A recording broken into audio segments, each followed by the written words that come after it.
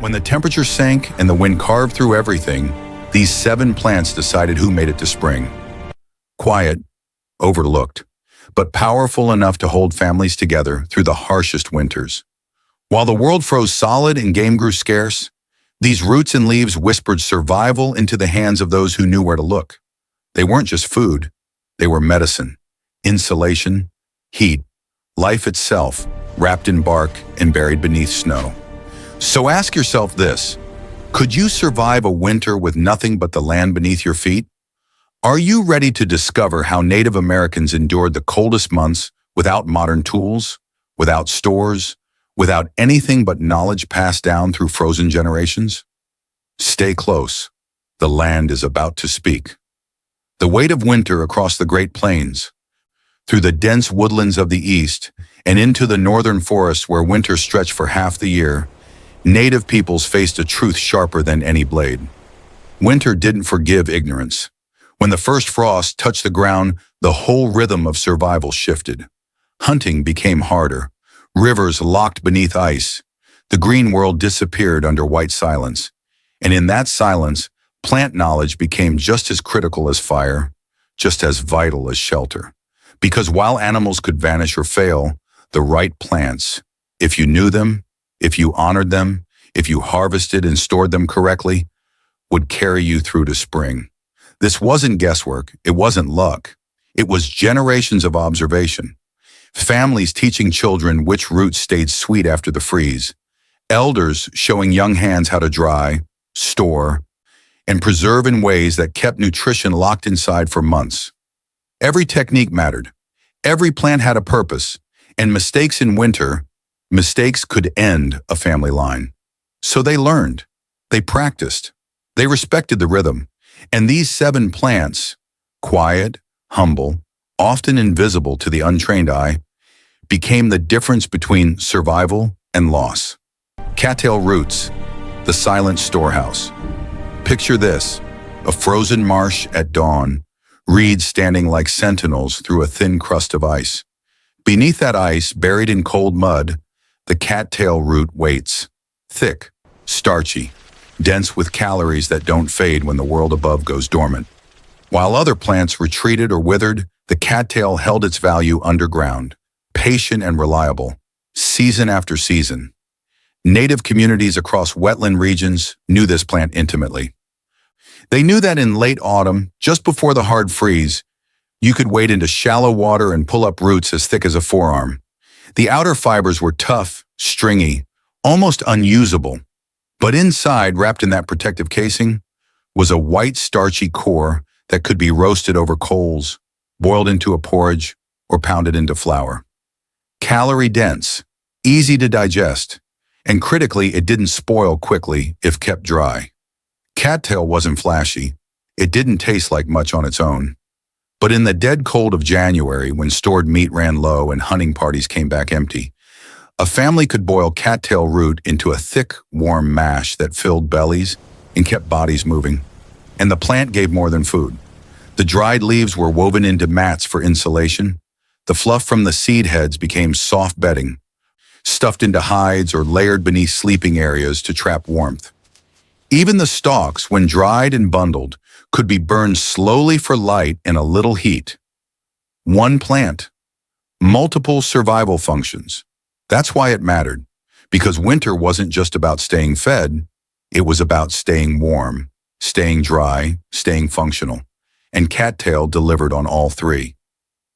Prairie turnip, Timsila, the traveler's anchor. Imagine the open plains in summer, wind rolling over tall grass like water, and beneath it all, a small, unassuming root waiting to be found. The prairie turnip, called Timsila by the Lakota, Tipsin by others. A plant so important to plains peoples that entire seasonal movements were planned around its harvest. It didn't look like much above ground, a low spreading vine with small yellow flowers. But below this, anchored deep in dry prairie soil, was a tuber about the size of a child's fist, dense, fibrous, and when dried properly, it could last for years. Women would dig these roots in early summer, using sharpened sticks or bone tools, working the soil carefully so as not to break the plant. Once harvested, the roots were peeled, braided into long strings, and hung in the sun until they turned rock hard. This wasn't casual drying. This was preservation with purpose. Because once winter came, that dried root became one of the most reliable sources of slow-release energy available. You could grind it into powder and mix it with water to make a thick, nutritious paste. You could boil chunks of it into stews, where it would soften and absorb the flavors of meat or bone broth. Or you could chew small pieces raw during long winter travels, letting the starch break down slowly, fueling your body through hours of walking in sub-zero cold. It wasn't sweet, it wasn't exciting, but it worked, consistently, predictably, and in winter, that predictability meant survival. Families who had stored enough prairie turnip could move with confidence, knowing they had a portable food source that wouldn't freeze, wouldn't rot, and wouldn't fail them when they needed it most. The plains remembered this plant, and so did the people. Wild onions and wild garlic. Small but mighty, close your eyes and imagine the scent cutting through frozen air. Sharp, unmistakable, alive. Wild onions and wild garlic. Small plants, easy to overlook. But in winter, when the immune system weakened and sickness spread easily through close-quartered shelters, these humble bulbs became medicine as much as food. They grew in meadows along riverbanks, in clearings where the soil stayed loose. In autumn, before the ground froze solid, families would dig up clusters of these bulbs, no bigger than marbles, sometimes smaller, and store them carefully. Some were braided into long strands and hung to dry. Others were kept fresh in cool underground caches, wrapped in bark or moss to prevent freezing. When someone fell ill, fever, cough, body aches from the relentless cold, wild onions would go into the broth. Boiled slowly, releasing their oils and sharp flavor, they added not just taste but compounds that fought infection, cleared congestion, warmed the body from the inside. Even healthy families used them regularly, adding a few bulbs to stews or roasting them alongside meat. The flavor was strong, almost medicinal. But that strength was the point. In a season where fresh greens vanished and vitamin sources dwindled, wild onions and garlic provided nutrients that other winter foods couldn't match. Sulfur compounds, vitamin C, antimicrobial properties that helped keep families functional through the long, dark months. And they were easy to store. Lightweight, didn't take up much space. A single braid could last weeks. So while larger, showier plants got more attention, these small, pungent bulbs quietly did the work of keeping people alive. Pause here for a moment. Notice how much survival depended not on strength, but on knowing. If this surprises you, share your thoughts below. The land remembers more than we do. Bearberry kinnikinnick. The winter companion, picture a low creeping plant clinging to rocky soil. Its red berries bright against snow. Bearberry, kinnikinnick. The plant that stayed green when everything else surrendered to winter. This wasn't a food plant in the way cattail or prairie turnip were. You didn't rely on it for calories. But across northern forests and high plains, bearberry served a different, equally vital role. The leaves, when dried and prepared carefully, were mixed with other plants and smoked during ceremonies, storytelling, and long winter nights. Not as an escape, but as a way to focus, to center, to bring people together when isolation and cold threatened to pull them apart. And the berries, small, tart, almost mealy in texture, were eaten sparingly. They didn't taste particularly good, but they provided something critical: vitamin C, a nutrient that disappeared from most winter diets, leading to weakness, bleeding gums, slow healing. Bearberry berries, eaten fresh when possible or dried for later use, helped prevent that decline. Native peoples understood this without modern nutritional science. They knew that families who ate these berries regularly through winter stayed stronger, healed faster, got sick less often. So they collected them in late autumn, spreading them on hides to dry in the sun, storing them in pouches for the months ahead.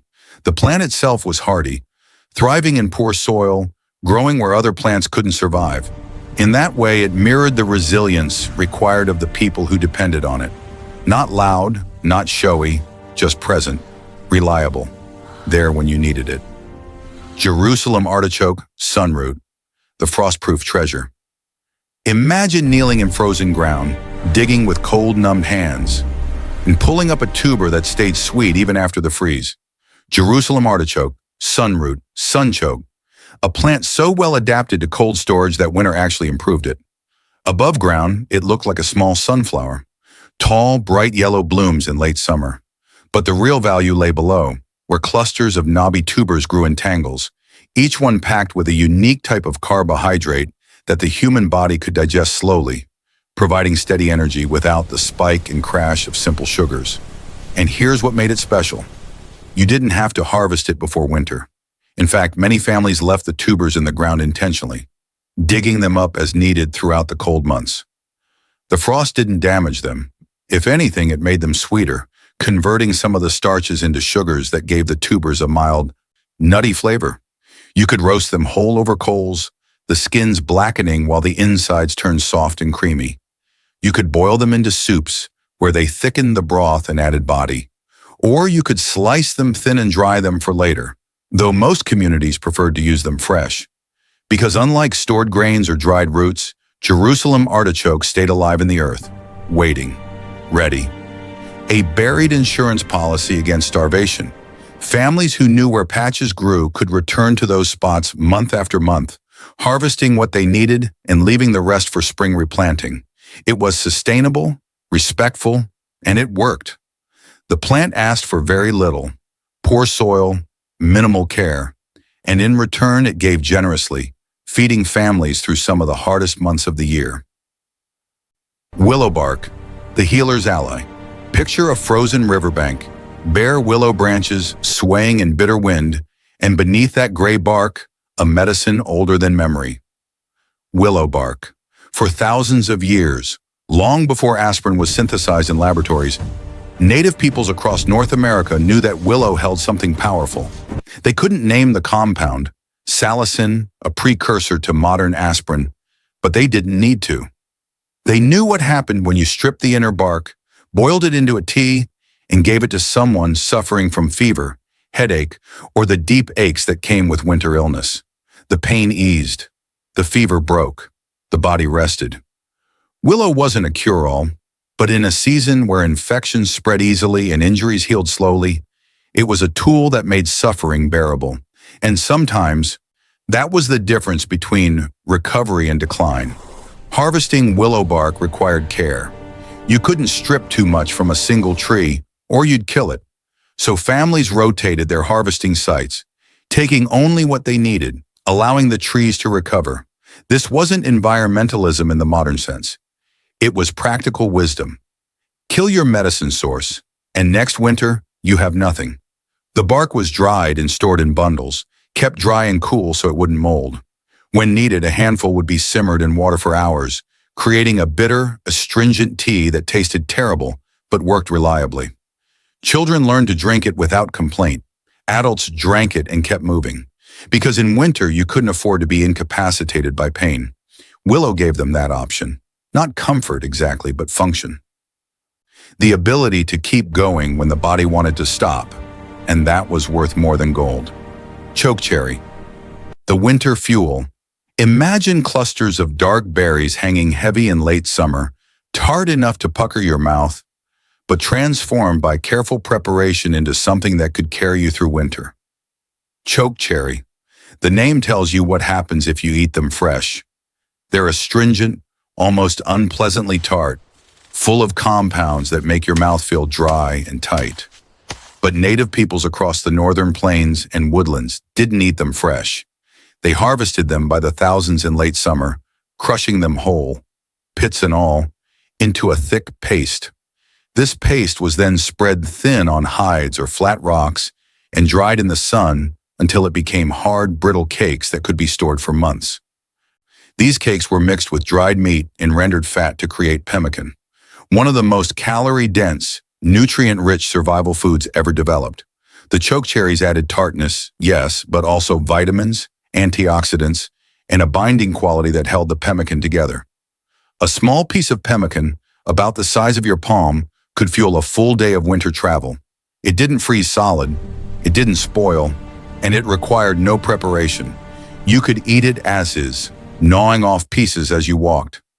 For families on the move during winter hunts, for scouts traveling between camps, for anyone facing long journeys in sub-zero cold, Chokecherry pemmican was life. But even families staying in one place relied on it. When stored meat ran low and fresh hunting was impossible, pemmican became the backup, the emergency reserve.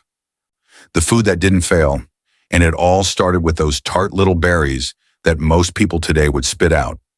Native people saw past the initial taste. They saw potential. They saw stored energy. They saw survival. And they were right. How these plants were stored, the art of preservation. Knowing which plants to harvest was only half the skill. The other half, the part that determined whether your family ate in February or starved, was knowing how to store them. Because in winter, moisture was the enemy. Mold, rot, bacterial decay. All of it accelerated by even the smallest amount of trapped water. So every preservation technique, whether passed down through family lines or learned through painful trial and error, was designed around one principle. Remove the water. Keep it removed. Sun drying was the most common method. Roots like prairie turnip and cattail were sliced thin and laid out on hides or woven mats, turned regularly, dried until they were rock hard. This could take days, sometimes weeks, depending on humidity and temperature. But once fully dried, those roots could last years if kept dry and protected from insects. Pit storage was used for tubers that didn't dry well or that benefited from being kept alive. Jerusalem artichoke, certain wild onions, and other root vegetables were buried in underground caches. Pits lined with grass or bark, covered with layers of soil and insulation. The earth stayed cool but not freezing, creating a natural refrigerator that kept food fresh for months. Smoke drying was reserved for foods that needed both drying and protection from insects. Thin strips of meat, fish, or mashed berries were hung over low, smoldering fires, not hot enough to cook, just hot enough to slowly drive out moisture while coating everything in a thin layer of smoke that deterred pests and added flavor. Each method had its place. Each required patience, attention, and respect for the process, because shortcuts killed. Incomplete drying meant mold. Improper pit storage meant frozen, ruined food. Careless smoke drying meant everything tasted like ash and charcoal. So families didn't rush. They did it right, because their lives quite literally depended on it. How the knowledge was taught, the lessons that couldn't be written. None of this was written down. There were no field guides, no illustrated manuals, no YouTube tutorials showing you how to identify prairie turnip or when to harvest cattail. Instead, there were grandmothers walking slowly through meadows with children trailing behind, pointing to specific leaves, specific growth patterns, specific soil types. There were mothers teaching daughters how to feel the firmness of a tuber through the soil, how to smell the difference between a plant ready for harvest and one that needed another week. There were uncles taking nephews to riverbanks in autumn, showing them which willows to harvest from, how much bark to take, how to peel it without killing the tree. This was education through repetition, through seasonal rhythm, through watching, trying, failing, and trying again. Children learned by doing. They made mistakes, pulled up the wrong root, dried something improperly, stored food that molded a week later. But they learned from those mistakes because the consequences were immediate and real, and they learned to read patterns, to notice that prairie turnip flowers appeared 2 weeks after the first warm rains, that cattail roots were sweetest just before the first hard freeze, that chokecherries needed to be picked before the birds got them, but after they'd been touched by frost to reduce the astringency. These weren't facts memorized from a book. They were truths observed over lifetimes, passed down through generations, refined and tested in the crucible of winter survival. And accuracy mattered more in winter than any other season. In summer, you could afford a mistake. Misidentify a plant? There were others. Wait too long to harvest? Something else would come into season. But in winter, mistakes compounded. One bad batch of stored food meant less nutrition, less energy, weakened immune systems, vulnerability to illness. So the teaching was careful, deliberate, built on respect for the knowledge and for the land that provided it. And it worked. For thousands of years, it worked. When the snow melted and spring finally arrived, it wasn't just relief people felt, it was gratitude. Gratitude for the cattail that fed them when game disappeared, for the prairie turnip that kept them strong during long winter travels, for the wild onions that fought off sickness, for the willow that eased pain, for the bearberry that held vitamins, for the Jerusalem artichoke waiting patiently underground, for the chokecherry that became fuel when nothing else could. The land taught them. Winter refined the lesson. And for thousands of years, these plants, quiet, humble, often invisible to those who didn't know how to see, saved lives. Not through miracles, not through luck, through knowledge, observation, respect, and the simple truth that survival isn't about dominating nature, but about learning to listen when it speaks. These 7 plants spoke, and the people who remembered their language made it to spring. If you want more of these forgotten survival truths, subscribe. There's still knowledge worth remembering. Share this with someone who listens to the land and walk with us into the next lesson.